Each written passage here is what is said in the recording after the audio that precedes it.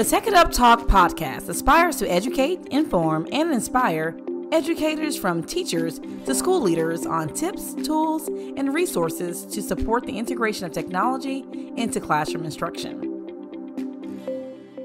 You ready? Here we go.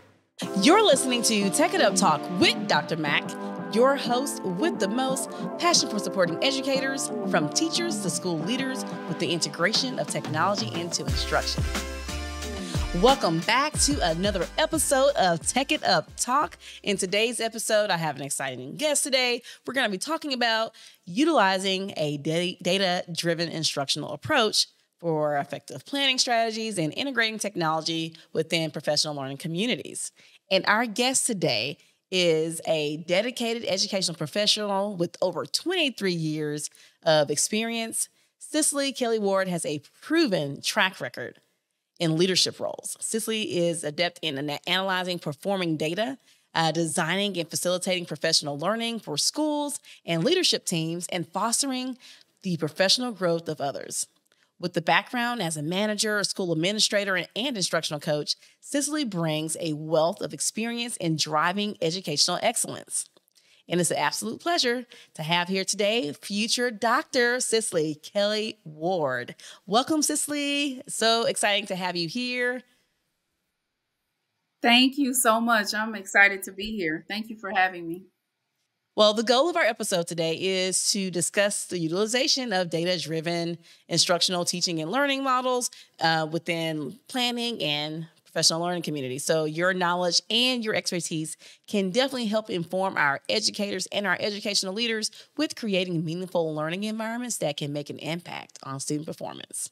So let's just dive into my first question, which is really about understanding data-driven instruction. And so for those who may not fully understand or maybe new to the concept, what does data-driven instruction mean, and how does it play a crucial role in improving teaching and learning? Well, in layman's terms, I think I would say that it's just the process of using data to inform and guide your instructional practices. It involves making sure that you collect, analyze, and interpret relevant data to make informed decisions about your curriculum, your instructional strategies, and most importantly, individual student needs. I would say it's a little bit more complex than that. It sounds simple. I know we've all heard the saying, it will all come out in the wash. And that's really, how I view data-driven instruction. It involves a systems approach for it to be highly effective. So if you put good, consistent systems and people in place, eventually you will reach the desired outcomes. The data integrated teaching and learning model that I created is a visual that highlights several independent cycles working together to create one holistic system. Awesome. Okay, so now let's talk about kind of the role of technology. And so how can technology be effectively integrated into data-driven instruction to enhance planning and teaching strategies? So technology plays a significant role in enhancing data-driven instruction by providing tools and resources that will really just help streamline the collection, analysis, and the utilization of your data. I would say having access to a data management system or some learning management system, such as Eduphoria or Canvas, can allow teachers and leaders to collect and organize the data from whatever assessments or just learning that they're trying to capture. And those systems typically have reports that are already embedded so that performance and progress can be analyzed. I would also say the use of digital assessment tools to create and administer formative and summative assessments, because those tools will often provide instant feedback, which will allow the teachers to quickly identify areas of strengths as well as areas of concern among their students. So let's kind of transition that. So now we're talking, I heard you talk about reports and leveraging these assessment platforms. So when we're planning with data, how do teachers and leaders use the data to inform lesson planning and instructional strategies? And can you provide some examples of how technology can facilitate this process? Yeah, so we mainly use the data to inform lesson planning and instructional strategies again, by gathering and analyzing. Really, it's three things that I would say that we're looking at as it relates to the students. I would say it's their performance, it's their level of engagement, and their understanding. And so, leveraging technology to find patterns in historical data can help educators visualize those trends over time. Also, tracking the progress of students can provide real-time data on who may need additional support or interventions and the effectiveness of those interventions. Technology implementation can lead to more targeted and effective teaching practices. And so one example that really comes to mind is the high school that you and I supported back in the 2018-19 school year. Um, Whoop, whoop. I I remember we saw a lot of gains across the board, and the accountability ratings show it. So overall, that school went from a D, they had a scale score of a 60, which was very close to being an F, to a C, a 77 scale score. So when you talk about a huge gain, and we weren't far from really being a B rating.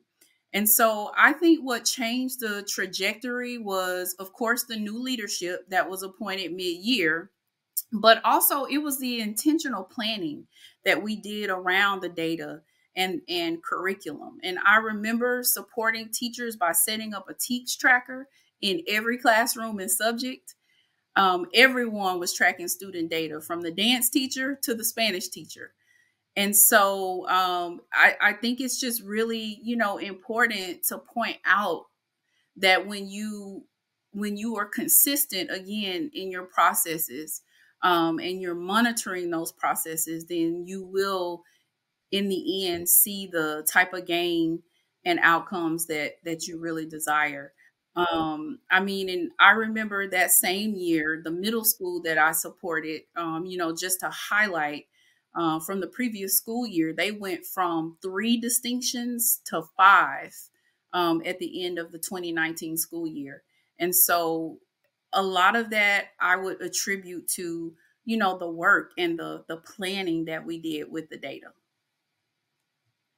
Right. I like that you said it wasn't just about just your core content areas, because a lot of times when we're looking at data, a lot of times our leadership and our instructional leaders are focused in core areas. So I like that you included the dance teacher. Like, everyone's a part of this process. It's a part of the culture of building across the campus. And yes, and that was, some years ago, but that process still is really important. And so, and talking about the process and then where these opportunities happen, let's move to professional learning communities. And so they're probably called different things depending on who's listening, what your district or school may refer to it as. I've heard curriculum-based professional learning. I've heard professional learning communities. So it's that place really where we get together and leverage time as the instructors and the leaders to really plan. And so if you can really tell us, like, what role do professional learning communities play in supporting data-driven instruction, and how can technology enhance the collaboration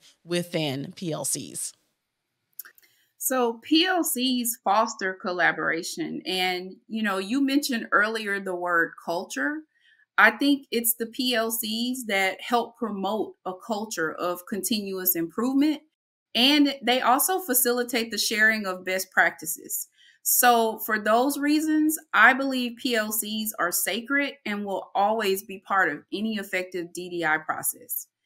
Technology can enhance collaboration within the PLCs through having things such as cloud-based document sharing for curriculum alignment and lesson planning, perhaps even having an online repository or shared drive, to provide a centralized space so that editing and continuous updates can go on. And so I stated earlier that, this is an ongoing process. And so because you have to take an iterative approach to the work, you want to just make sure that teachers and leaders have a place to access the resources. Another tool that I would say is very helpful is video. I think videos can really enhance PLC collaboration. And anytime, you get an opportunity to observe your peer and provide feedback, that's really supporting teachers and leaders in refining their craft. All right. So I'm going to go ahead and move on to like addressing challenges. So with implementing data-driven instruction and integrating technology, of course, it comes with challenges. So what are some common hurdles and how can our teachers and our leaders overcome them? Well, I think one common challenge is resistance to change. Um, Even in my experience, I think people people just resist change, and a lot of it has to do with them just not being used or having to get used to some adopting some new practice, especially when you're used to the old habits that you have. I would also say creating a supportive environment that encourages experimentation, making sure that there's training and coaching that can help address people being resistant to change. Another, I think, challenge is that some schools or districts have limited access to tech devices, and that can really impede DDI implementation. In some schools and district communities, there may be disparities also in accessing digital resources. And so I think having an opportunity to create some partnerships and finding ways to provide equitable access to devices and internet connectivity can help bridge the digital divide. Oh, for sure. And I could think of another challenge. It's not necessarily technology. It could just be planning and just scheduling the time for those opportunities to even happen. You would think that it's a simple task, but we know we're faced with a lot of these curriculums being demanding of time and how much time is spent here. And then sometimes we lose time in other areas of the day.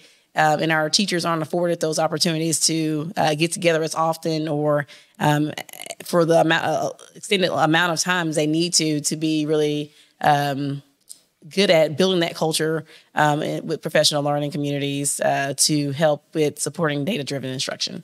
You're absolutely right. Yeah, planning takes time, and it's a skill, to be honest.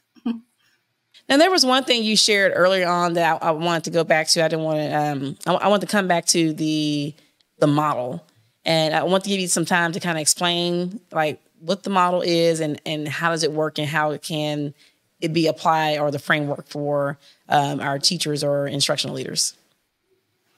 So when you look at the visual, the model that I created, what you're going to see are really just different cycles that were put together to create this holistic system. And so within you have the DDI process and cycle, right? Data-driven instruction cycle. There are certain things that are expected to take place within that cycle. And then you have the PLC cycle.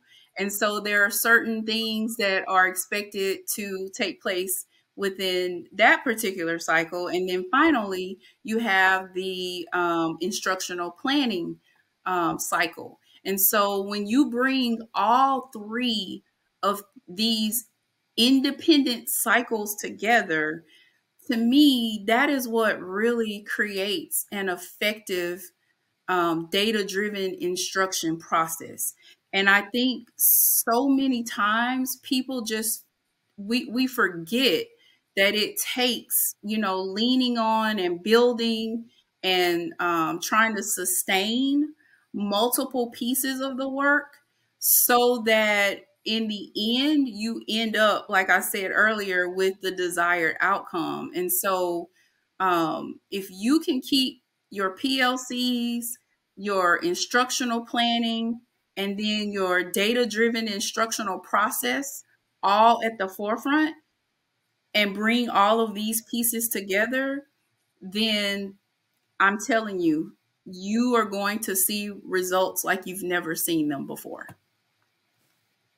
Now, if you guys want to learn more about the model, of course, we have a book out called Get Your Tech Together, which is also our next segment of this podcast. And so Cicely shares more about the data integrated teaching and learning model, where she talks about those cycles there. So, of course, check it out. It's available on Amazon. You can get it there, too. But let's go ahead and talk about Get Your Tech Together. And so in this segment of the show, this is where I ask guests who are joining me to kind of share some must-have tools that teachers, leaders, and instructional coaches can have in their toolbox to support data-driven instruction.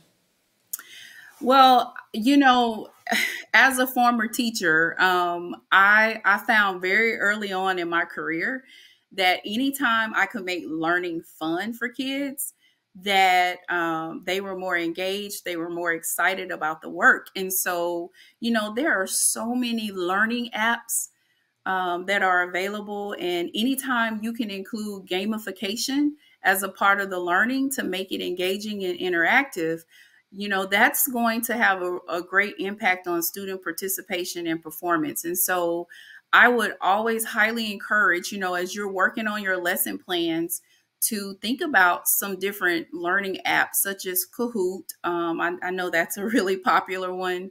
And I mean, there are tons out there now.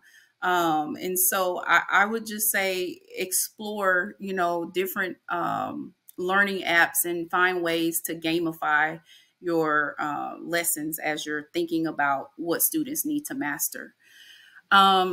I would even also say that anytime you can automate your data collection, that is going to be very helpful because it's going to reduce any manual, workload, and it'll help ensure consistency in how you gather your data.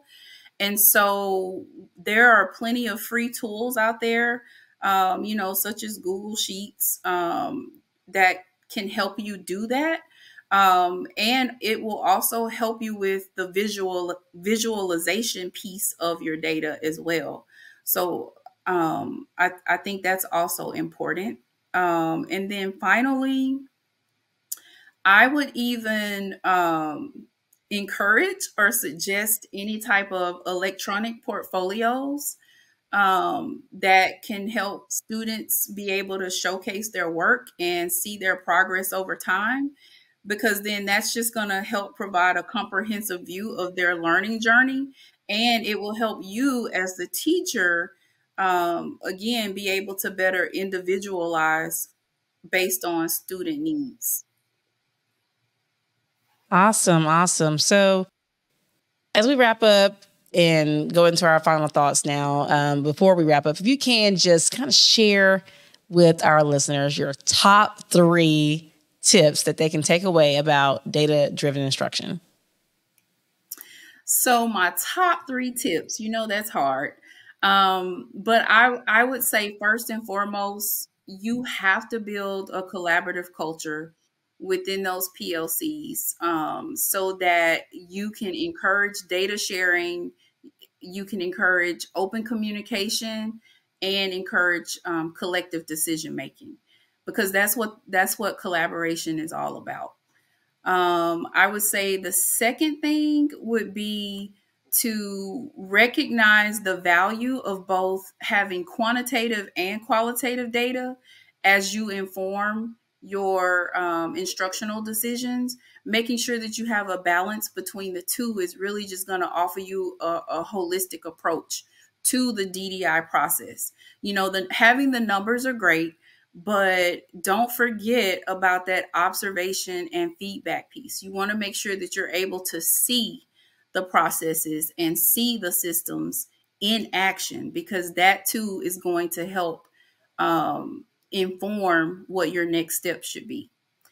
And then I would say, lastly, just follow your roadmap and trust the process. Understand that data-driven instruction is an ongoing process. And, there will be continuous feedback, analysis, and adjustment. And I think as long as you embrace a growth mindset, you will be able to see your challenges as opportunities for improvement. Within all of that, regularly revisit your goals so that you can assess whether what you guys are doing is making a difference. And then trusting the process just really involves being adaptable and responsive to the evolving needs of the students and the teachers. Awesome. Thank you so much, Cicely. It was a pleasure having you on today. Can you please share how listeners can connect with you and become a part of your network?